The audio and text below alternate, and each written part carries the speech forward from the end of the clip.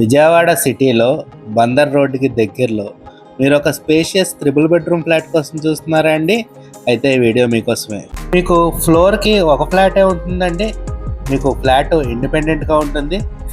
మీకు flat east and north facing వస్తుందండి. 2 sides doors ఇచ్చారు. ఈ ఫ్లాట్ ఉన్న లొకేషన్ వచ్చేసి పోరంక్ ఏరియా అండి.